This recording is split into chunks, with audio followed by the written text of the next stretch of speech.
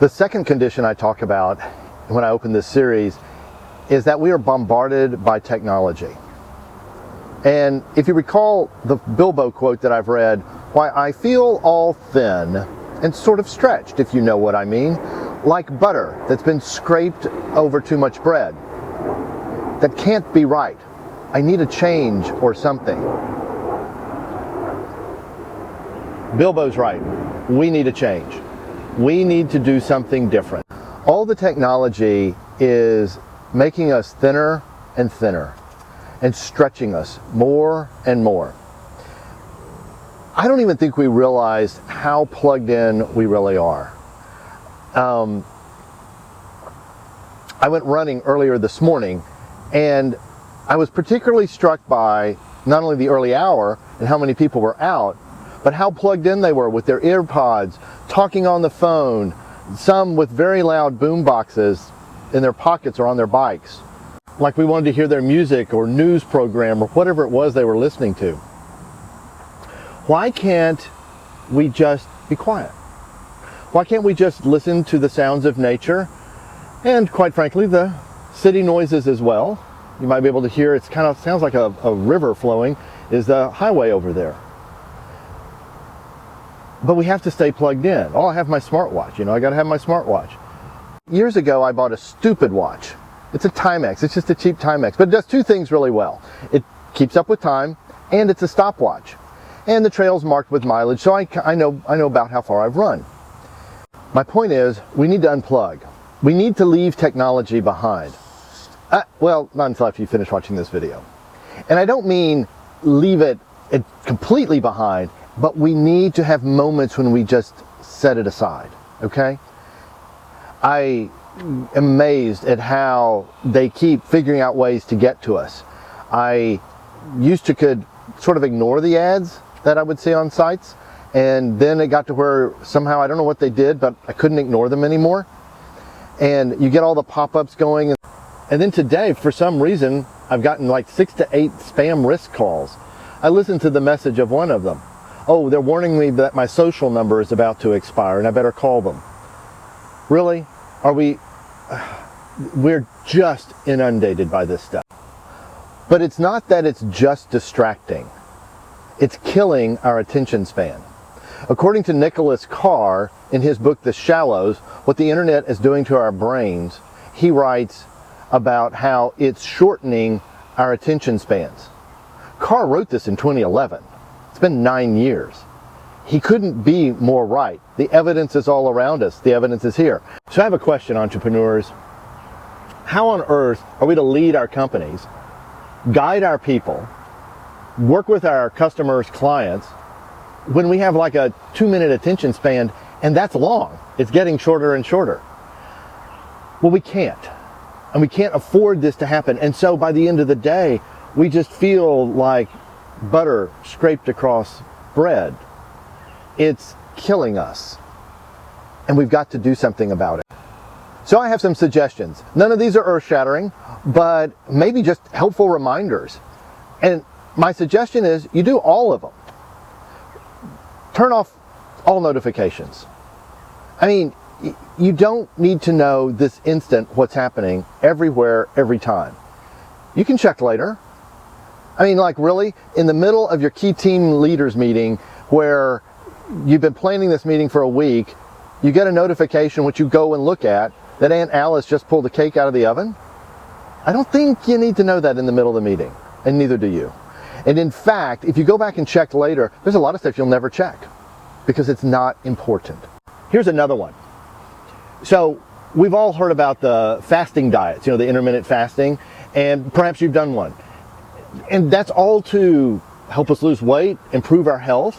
Well, why not do the same thing for our soul, for the inside, and fast from social media?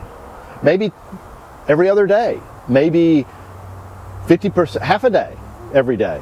But cut it back like 50%. Seriously, cut back your social media time and try it and see what happens. See if there's not just an overall improvement in your soul's health, just like with intermittent fasting. All right, now consider this one. After dinner, turn off your phone. What? Yes, off. I found that the phones don't really make it easy to turn themselves off, so you got to finagle it, but they actually can be turned off, in case you didn't know. And that's a little joke, I'm just sort of kidding. But I had a friend who says, well, wait a minute.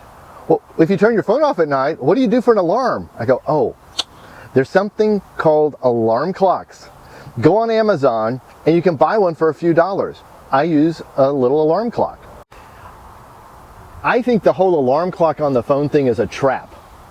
Kind of like Admiral Akbar in Star Wars. It's a trap! To keep our phones on all the time, right? So turn it off. And then here's another one. In the mornings, don't turn it on first thing. Be kind to yourself. It'll wait. It's okay. Enjoy a few peaceful moments. Have a cup of coffee. Just begin to enter your day with your thoughts and not being bombarded by all kinds of things that your phone's going to bombard you with. One concern is, well, what if there's an emergency and someone needs to get hold of me? Right. I found a device for about $50 I can plug into my internet and hook a phone to and route a Google Voice number through, so that a regular, well, old-fashioned phone works just like normal using Google Voice right on the internet. And it's free. That number I can give to family members.